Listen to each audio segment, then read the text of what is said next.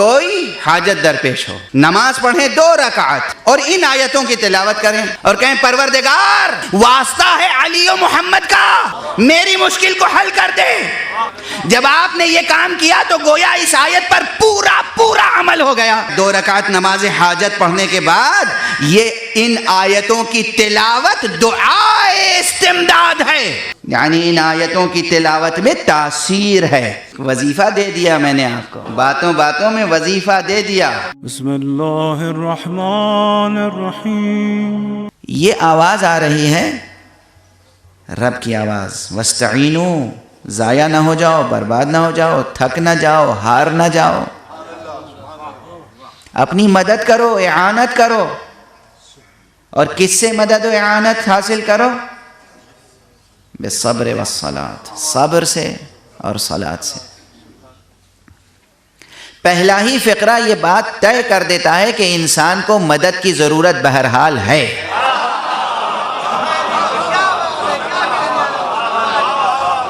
پہلا جملہ یہ طے کر دیتا ہے کہ انسان یہ نہیں کہہ سکتا کہ مجھے کسی کی مدد نہیں چاہیے، مجھے کسی کی استعانت نہیں چاہیے، یہ نہیں کہہ سکتا انسان۔ پہلا جملہ وَاسْتَعِینُوا، حکم ہے، امر ہے، صیغہ امر ہے، مدد کرو اپنی، آپ اپنی مدد کرو۔ اس کے بعد کلمہ یہ نہیں ہے کہ مدد حاصل کرو صرف اللہ سے۔ میں شرک کا درس دینے نہیں آیا ہوں، توحید میرا پسندیدہ موضوع اور مضمون ہے، آپ سب کو اندازہ ہے۔ قرآن مجید کا موضوع صرف اور صرف توحید ہے، برابر عرض کرتا رہتا ہوں، مگر یہاں یہ نہیں کہا جا رہا ہے کہ آپ اپنی مدد کرو، اعانت حاصل کرو اللہ سے، اس لیے کہ نہ صبر اللہ کا نام ہے، نہ صلاۃ اللہ کا نام ہے۔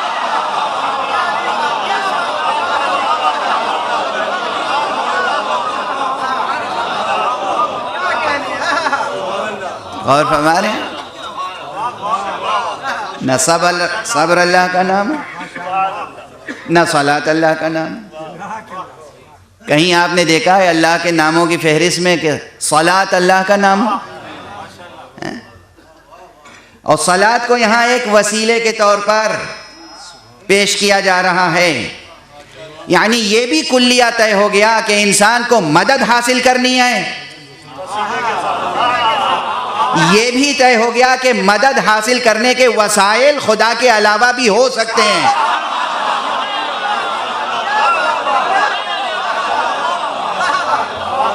بات اگر یہیں تک رہ جائے تو شرک کا دروازہ کھل جائے گا، اس لیے یہ طے کر لیا جائے کہ مدد تو حاصل کرنے کے وسائل ہیں، مگر ہمارے لیے صرف وہ وسیلے معتبر ہیں جنہیں خود خدا نے معین کر دیا۔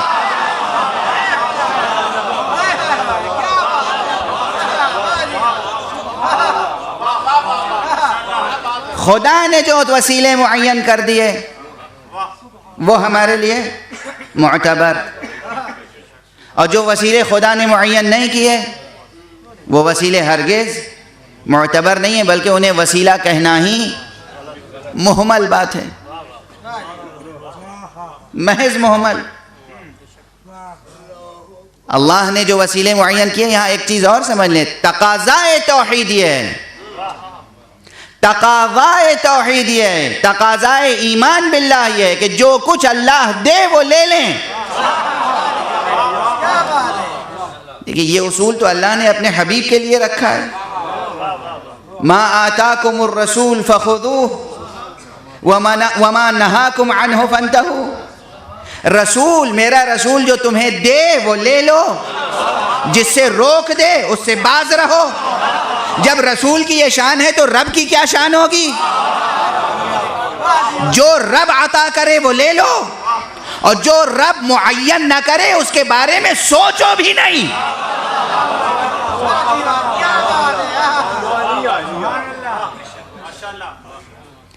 مسئلہ یہ نہیں ہے کہ وسیلہ اختیار کرنا شرک ہے، وہ وسیلہ اختیار کرنا تقاضائے بندگی اور تقاضائے توحید ہے جو وسیلہ اللہ نے خود معین کیا ہو، لیکن اس کے معین کیے ہوئے وسیلے کو چھوڑنا کفر ہے، اس کے معین کیے ہوئے وسیلے کے علاوہ کوئی وسیلہ بنانا شرک ہے.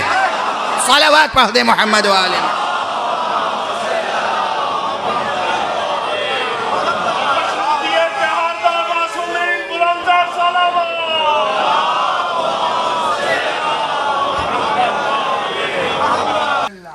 جس طریقے سے علم و عالم اور معلوم جدا نہیں ہو سکتے.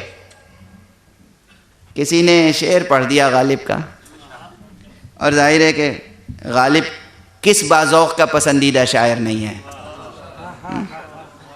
اصل شہود و شاہد و مشہود ایک ہے، حیران ہو پھر مشاہدہ ہے کس حساب میں.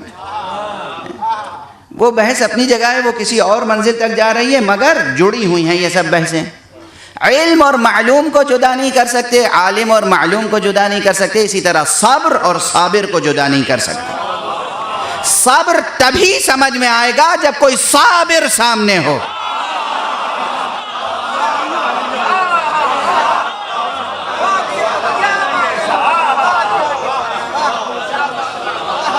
ممکن نہیں ہے کہ صبر سمجھ میں آ جائے. اسی لیے قرآن مجید کی لاکھ تفسیریں لکھی جائیں، جب تک یہ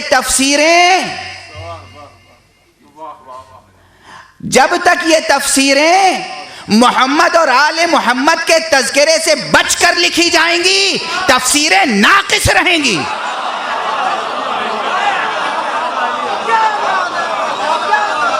اور ناقص اس حد تک بھی ہو سکتی ہیں کہ کبھی کبھی مہمل ہو جائیں. کوئی معنی سمجھ میں نہیں آئے. قدم قدم پر تفسیر قرآن کی ضرورت ہے آل محمد.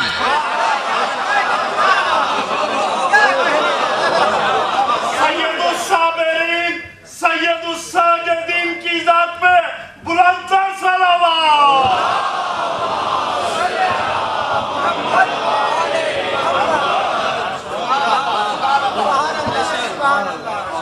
قرآن قدم آگے نہیں بڑھ سکتے آپ قرآن کی تفسیر میں جب تک کہ ان کا تذکرہ شامل نہ ہو.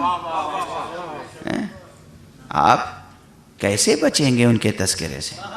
میں اکثر مثال دیتا ہوں اور ہمیشہ دیتا رہوں گا. جب یہ مثال سامنے آتی ہے تو مجھے ہرگز مکرر نظر نہیں آتی. میرے نفس میں ایک عجیب و غریب کیفیت پیدا ہوتی ہے، ایک لذت محسوس ہوتی ہے، ایک مزہ محسوس ہوتا ہے. سورہ حمد روزانہ پڑھتے ہیں اور اس میں یہ کوشش ہوتی ہے کہ توجہ ذات حق سے نہ ہٹے. نماز میں توجہ ذات حق سے نہ ہٹے. کہتے ہیں ایاک نعبد و ایاک کیا نستعین. اے پروردگار ہم تیری ہی عبادت کرتے ہیں اور صرف تجھ ہی سے استعانت چاہتے ہیں. سورہ حمد کے بعد ہی تو ہے سورہ بقرہ. ہم نے سورہ حمد میں کہا ایاک نستعین، تجھی سے استعانت چاہتے ہیں. وہ کہتا ہے واستعینوا بالصبر والصلاۃ.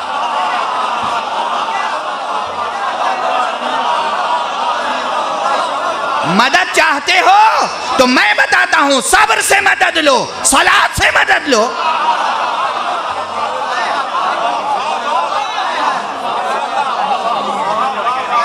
ایک صلوات پڑھ دیجئے محمد والے.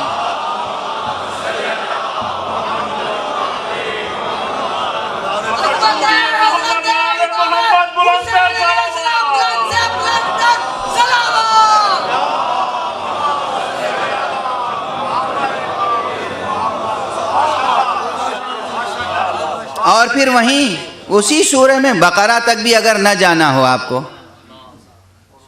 آپ صرف سورہ حمد تک محدود رہیں تو سورہ حمد کل قرآن ہے. کسی کو معلوم نہ ہو، ہمیں معلوم ہے. سورہ حمد خود کل قرآن ہے، تو بقرہ تک جانے کی زحمت نہ کریں. ایاک نستعین کے بعد کیا آیت ہے؟ مدد یہ چاہیے ہمیں اللہ سے کہ وہ ہمیں ہماری ہدایت کر دے صراط مستقیم کی طرف. کیا مدد چاہیے؟ کہ صراط مستقیم کی طرف ہدایت فرما دے. اب صراط مستقیم کی توضیح خود خدا کیا فرماتا ہے؟ صراط الذین، یہ الذین زندہ موجودات کے لیے آتا ہے یا نہیں؟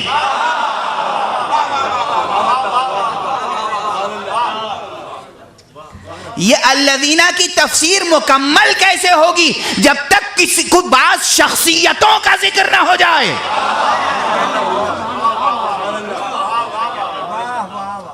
صراط مضاف ہے یہاں پر نا، صراط الذین، ان کا راستہ. ہم گئے تھے خدا کا راستہ ڈھونڈنے، خدا نے کہا ان لوگوں کا راستہ، قربان ہو جائے ہماری جانیں ان ہستیوں پر جن کا راستہ خدا کا راستہ.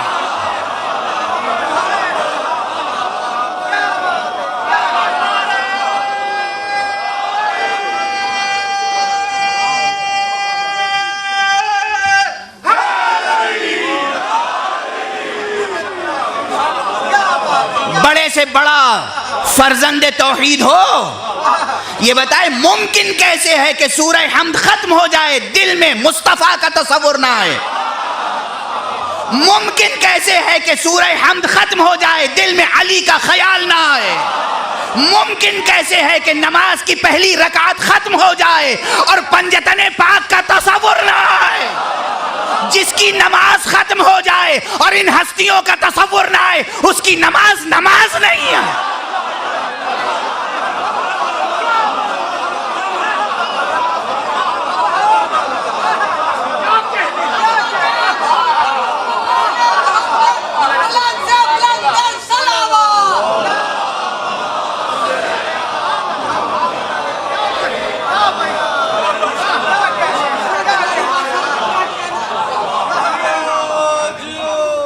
آپ غور فرمائیں، نہ میں خطابت کر رہا ہوں، نہ میں غلو کر رہا ہوں، نہ کوئی فضیلت بیان کر رہا ہوں، کچھ بھی نہیں. میں ایک مسئلہ شرعی بیان کر رہا ہوں. وہ مسئلہ شرعی ہے، لوگ کہتے ہیں کہ کیسے ہم نماز پڑھیں کہ دل ادھر ادھر نہ بھٹکے.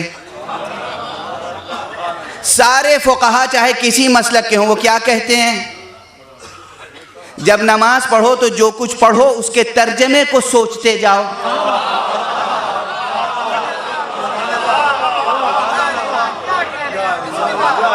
نماز پڑھو، اللہ اکبر کہو تو ترجمہ سوچو، اللہ بڑا ہے، اللہ بزرگ ہے. بسم اللہ الرحمن الرحیم پڑھو تو اس کا ترجمہ سوچو، ہے نا. اور جب ہم صراط الذین انعمت علیہم پڑھیں تو ترجمہ سوچیں کہ نہ سوچیں؟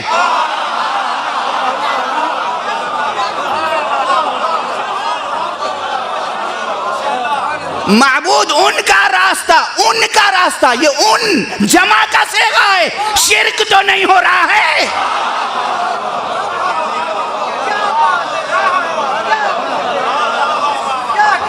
اس کا راستہ نہیں، ان کا راستہ.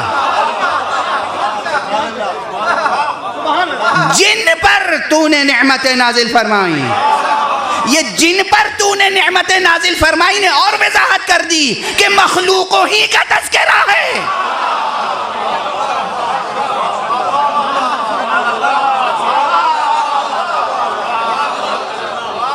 مخلوق کا تذکرہ ہے، کسی اور کا نہیں. ابھی ہم نماز میں قیام کی حالت میں سوچیں یا نہ سوچیں؟ نہ سوچو گے ان کے بارے میں تو دل بھٹکے گا.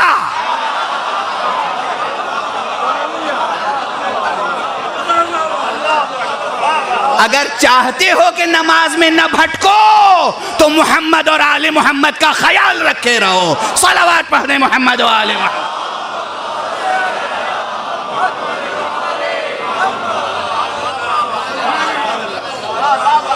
ایک مرتبہ ایک صاحب نے مجھ سے سوال کیا تھا کہ مولانا آپ حضرات، بلکہ ٹیلی ویژن پہ سوال تھا مونٹریال میں کینیڈا میں، کہ آپ حضرات فرماتے ہیں کہ قیامت تک کے لیے حضور صلی اللہ علیہ وآلہ وسلم کی ذات گرامی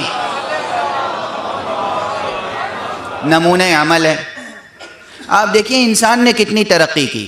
توجہ رکھیے گا، ترقی کی دہائی دینے والے جوان اور بزرگ سب، اتنی انسان نے ترقی کر لی اس دور میں، اس عرب زمانے میں جب تاریخ تھا عرب، اس وقت دنیا کے پسماندہ ترین علاقے میں ایک شخص نے، ایک انسان نے 63 برس زندگی بسر کی. آپ کہتے ہیں کہ اس انسان کی زندگی قیامت تک کے لیے اسوہ حسنہ ہے، نمونہ عمل ہے. آج دیکھیے کیسی بلڈنگیں بن رہی ہیں، الیکٹریسٹی ایجاد ہو چکی ہے، ہوائی جہاز ایجاد ہو چکے ہیں، راکٹ جو ہیں بحر ظلمات کا سینہ چاک کر رہے ہیں، کہاں تک پہنچ رہے ہیں. میں سب سنتا رہا، ساری فہرست انہوں نے اپنی ڈسکوریز کی، سائنس کی، ٹیکنالوجی کی. جب پیش کرنی تو میں نے کہا کہ یہ بتائیے ترقی کی 2 سمتیں ہو سکتی ہیں کم سے کم، ایک عمودی، ایک افقی، کم سے کم، ورنہ جتنے زاویے بدلتے جائیں گے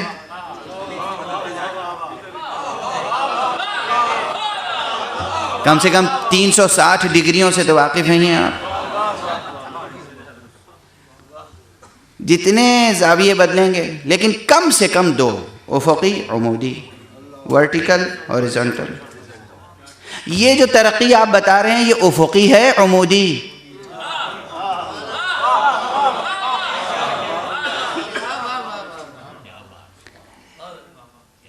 انہوں نے سوال کے جواب میں سوال کہا اپنے سوال کی تشریح کیجئے، میں سمجھا نہیں آپ کیا پوچھنا چاہتے ہیں.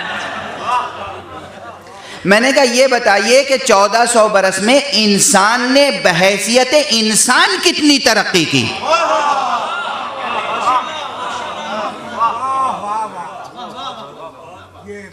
انسان نے بحیثیت انسان کتنی ترقی کی؟ سائنسداں کے طور پر ترقی کی. مکان کی آرائش تو انسان نے سیکھی، مکین کی تربیت میں انسان نے کتنی مہارت پیدا کی. ذات انسان، وہاں سے گفتگو کو جوڑ رہا ہوں. انسان بحیثیت انسان کتنا بلند ہے یہ اس کے اوصاف سے طے ہوتا ہے.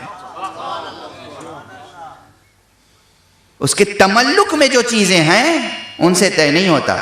کس انسان کے پاس کتنی کاریں ہیں اس سے نہیں طے ہوتا کتنا بڑا انسان ہے.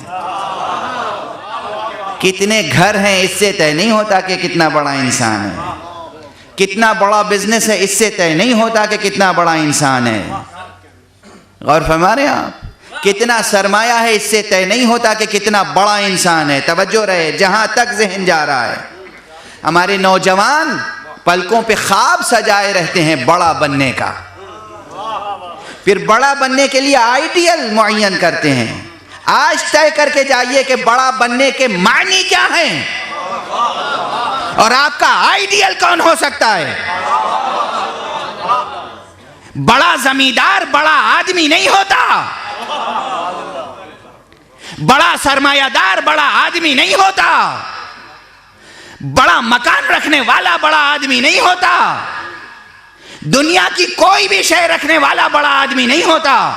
بڑا آدمی بڑا علم رکھنے والا بڑا آدمی ہوتا ہے، بڑا صبر رکھنے والا بڑا آدمی ہوتا ہے، بڑی جود و سخا رکھنے والا بڑا آدمی ہوتا ہے. اوصاف انسانی سے انسان کا قد بلند ہوتا ہے.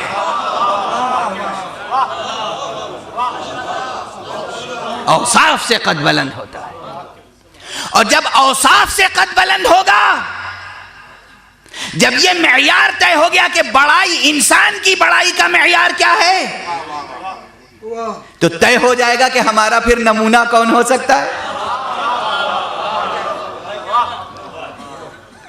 کون سا وصف ہے جس میں انسان محمد سے آگے نکل گیا. اوصاف کی بات کرو گے تو پورا عالم بشریت ابھی گرد راہ مصطفیٰ تک بھی نہیں پہنچا.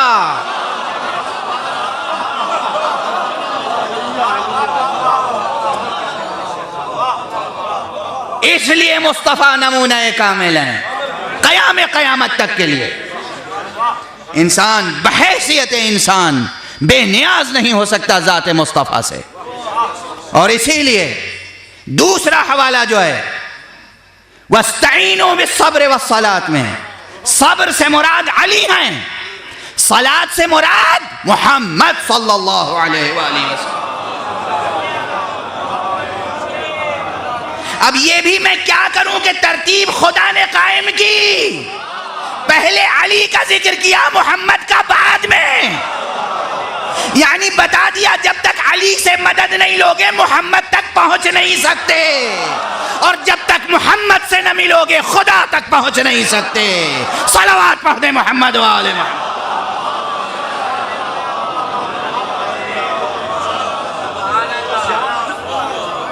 ایک اور سب مل کر بلندتر صلوات پڑھ دیں محمد۔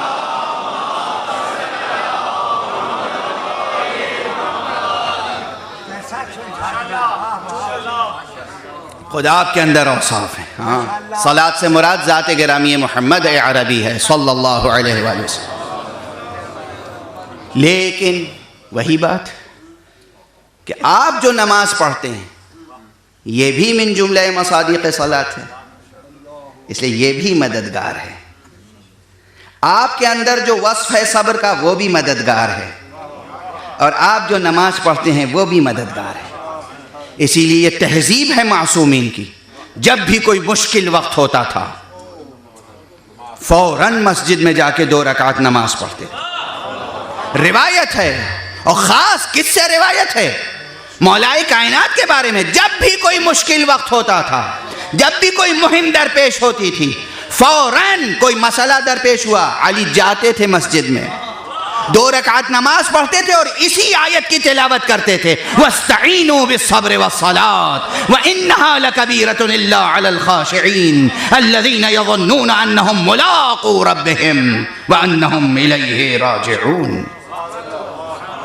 گویا 2 رکعت نماز حاجت پڑھنے کے بعد یہ ان آیتوں کی تلاوت دعائے استمداد ہے، یعنی ان آیتوں کی تلاوت میں تاثیر ہے۔ ایک وظیفہ دے دیا میں نے آپ کو، باتوں باتوں میں وظیفہ دے دیا۔ میں گوشہ و کنار میں بیٹھ کے خانقاہ نشیں تو ہوں نہیں جو خاموشی سے وظیفے دوں، میں تو منبر سے وظیفے دے دیتا ہوں۔ کوئی حاجت درپیش ہو، وضو کریں، مسجد میں جائیں، نماز پڑھیں 2 رکعت اور ان آیتوں کی تلاوت کریں اور کہیں پروردگار واسطہ ہے علی و محمد کا، میری مشکل کو حل کر دے۔ جب آپ نے یہ کام کیا تو گویا اس آیت پر پورا عمل ہو گیا۔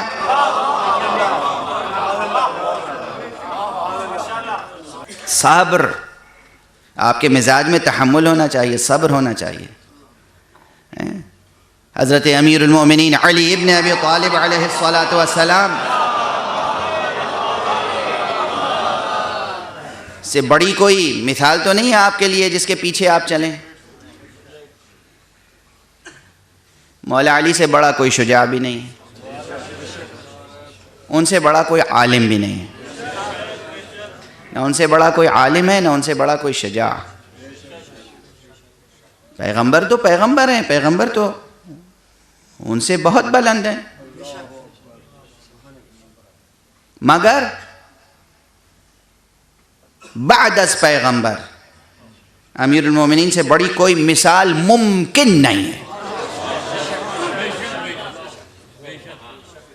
خصوصیت سے آپ کی 2 چیزیں معجزہ ہیں، علامہ فخر الدین رازی نے اور علامہ ابن کثیر دمشقی نے، دونوں نے لکھا ہے کہ شجاعت علی مرتضیٰ معجزہ ہے معجزات الہیہ میں سے۔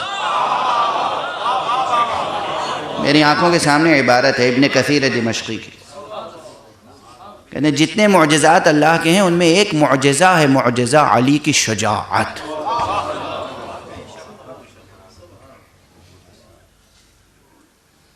یہ جملہ اس وقت عرض نہیں کروں گا کہ انہوں نے صرف شجاعت کا ذکر کیوں کیا، علم کا ذکر کیوں نہیں کیا، حالانکہ علم بھی معجزہ ہے۔ اس میں علم سے اگر دنیا نے استفادہ کیا ہوتا تو اس کا بھی ذکر ہوتا، مگر دنیا نے علم علی سے استفادہ نہیں کیا. اور شجاعت علی کی ہیبت اتنی تھی کہ اس کا انکار ممکن نہ تھا.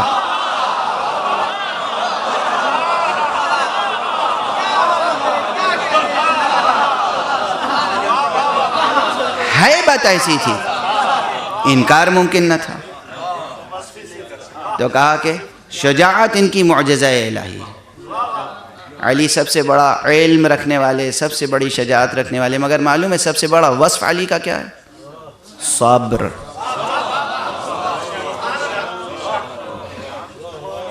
میں مثال عرض کروں علی کے صبر کی چند مثالیں. جوانان عزیز، آپ اپنی قوت اور توانائی اور استعداد اور صلاحیت کے اظہار کے لیے بے چین رہتے ہیں، بے چین رہتے ہیں، ذرا سی بات پہ مشتعل ہو جاتے ہیں، اپنی قوت کا اظہار کرنے لگتے ہیں.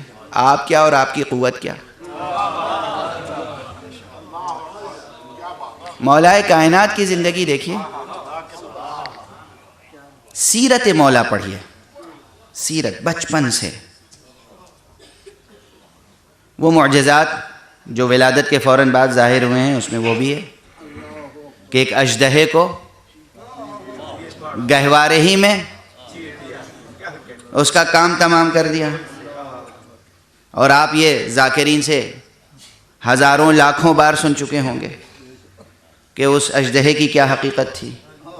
کہتے ہیں کہ وہ اژدہا اس لیے تھا کہ وہ ہر نومولود کے پاس آتا تھا اور یہ فیصلہ کرتا تھا کہ یہ صحیح النسب ہے یا صحیح النسب نہیں ہے. علی کے آنے کے بعد اب اس کی ضرورت کیا رہ گئی تھی؟